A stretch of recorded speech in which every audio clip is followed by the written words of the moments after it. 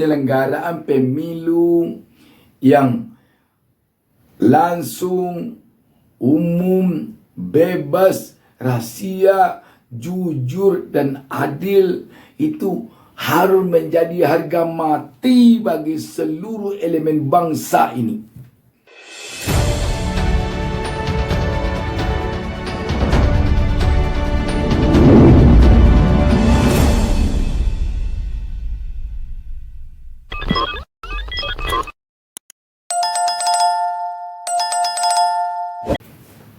Assalamualaikum warahmatullahi wabarakatuh.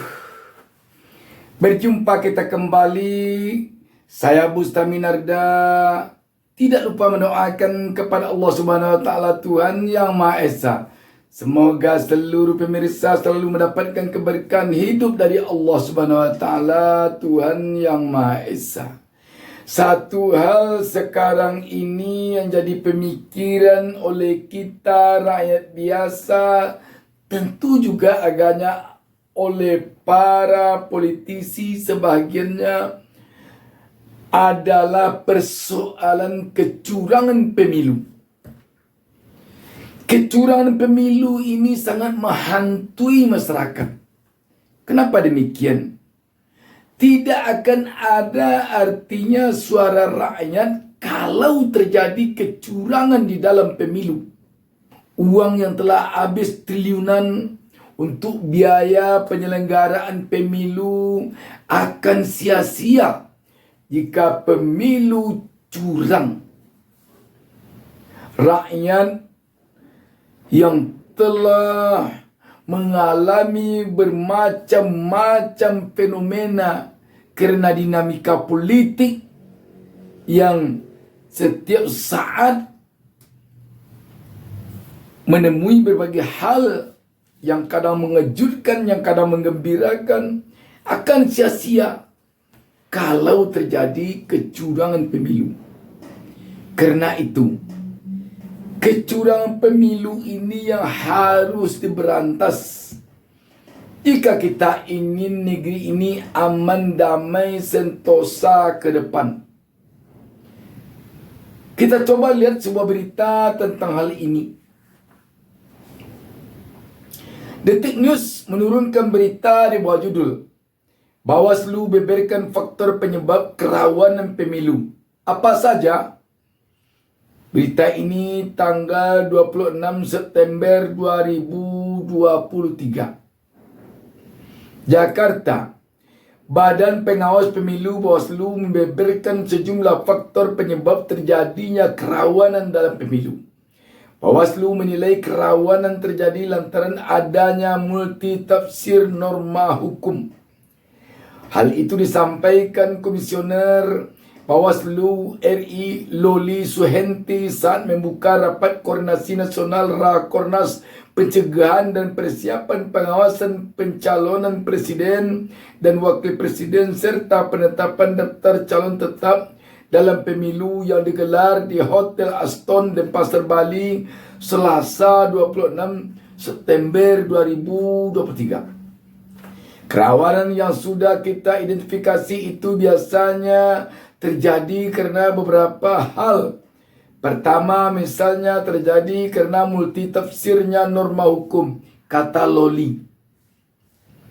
Kedua, terjadi karena ketiadaan norma hukum dan itu menjadi penyebab tahapan menjadi rawan, sambungnya. Selain itu, kata Loli, kerawanan juga dapat terjadi lantaran Bawaslu gagal menyikapi fakta. Dia menyebut kegagalan itu terjadi kerana Bawaslu lambat dan bingung menghadapi situasi di luar ekspektasi. Atau bisa jadi kerawanan itu terjadi kerana kita gagal menyikapi fakta dari realita. Kita lambat merespon laporan atau informasi awal yang disampaikan.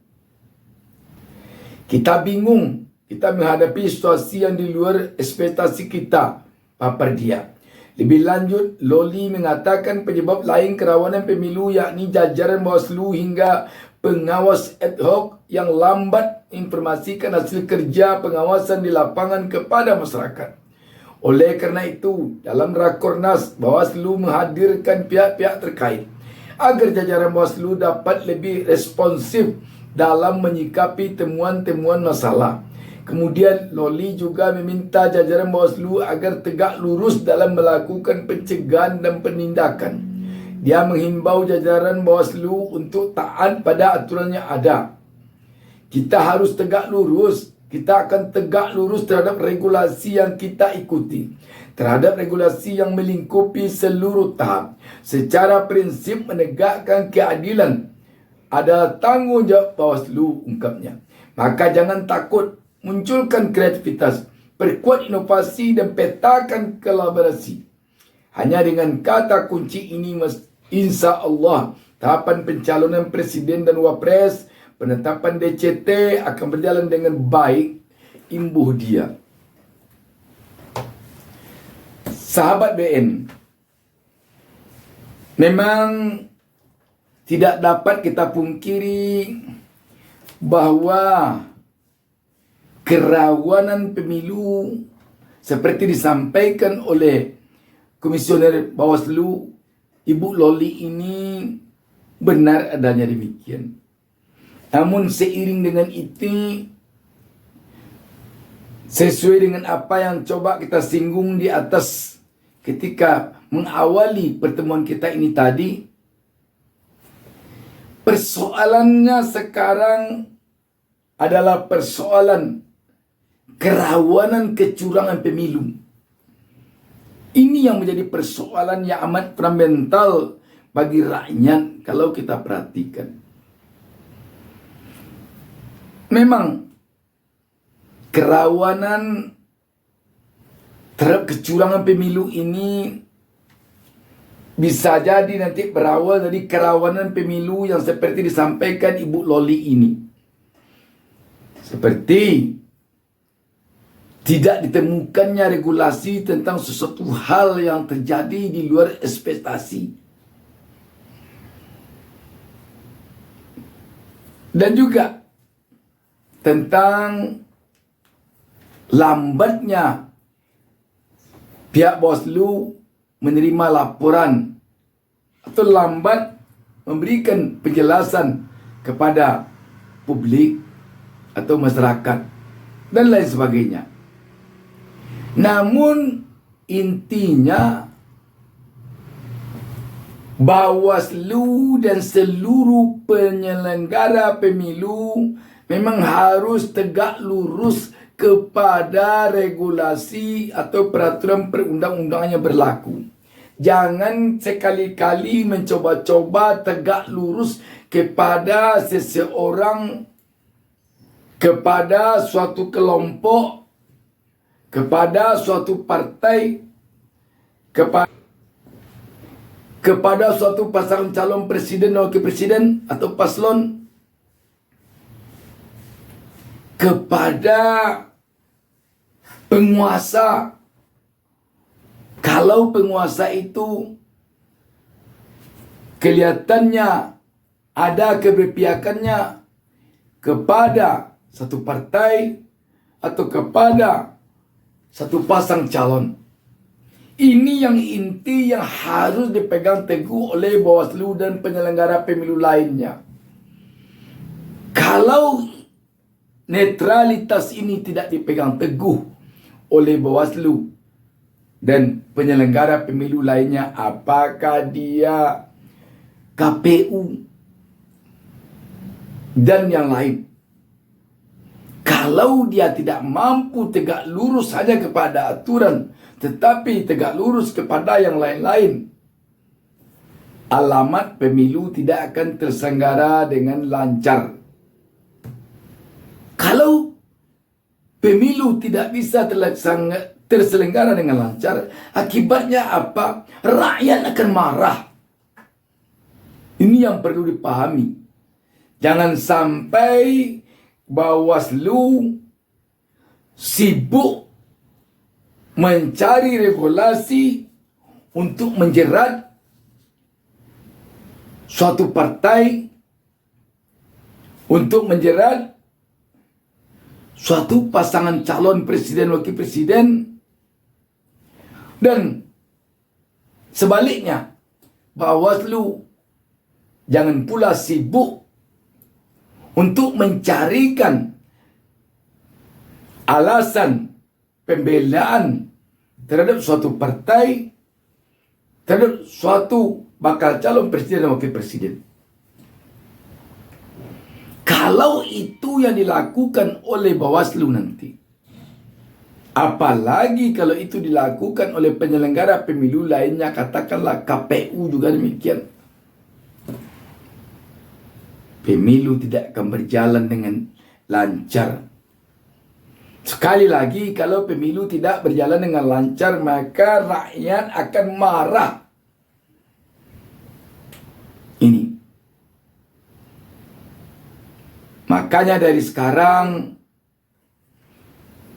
apakah Bawaslu, apakah KPU, apakah badan-badan lain, harus bersikap netral. Demikian juga TNI, Polri, dan ASN harus bersikap netral. Jangan coba-coba jadi tim sukses, baik terang-terangan maupun secara sembunyi-sembunyi. Kalau tidak ingin pemilu ini nanti tidak lancar, kalau tidak ingin rakyat marah, oh mentang-mentang kita ASN, mentang-mentang kita pegawai negeri, bos kita misalnya pro ke sini, dia pejabat negara, kita pro pula. Oh, kita pejabat negara, bupati, wali kota, gubernur, kita pro ke sini. Jangan coba-coba itu dilakukan. Kalau ingin pemilu kali ini berjalan lancar, jangan. Sebab dampaknya nanti akan sangat besar. Dan harga yang kita harus bayar dari penyelenggaraan pemilu yang tidak lancar atau yang curang akan sangat besar. Pemilu kali ini pertaruhan. Jika kita memang sama-sama menginginkan negara Indonesia ini menjadi negara maju 13 tahun lagi, atau setidaknya pada tahun emas 2045 nanti. Tetapi kita bilang ingin jadi negara maju, namun pemilunya kita lakukan dengan curang. Itu tidak benar itu. Dan akan berhadapan dengan rakyat nanti. Kalau di satu sisi kita mengatakan kita ingin menjadi negara maju, tetapi di sisi lain kita berbuat curang terhadap pemilu. Karena itu, pemilu yang langsung, umum, bebas, rahasia, jujur, dan adil itu harus menjadi harga mati bagi seluruh elemen bangsa ini.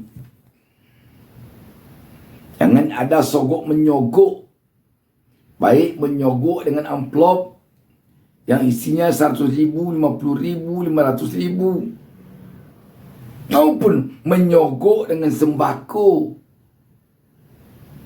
ataupun melakukan intimidasi. Jangan coba melakukan itu. Demikian, wassalamualaikum warahmatullahi wabarakatuh. Jangan lupa subscribe.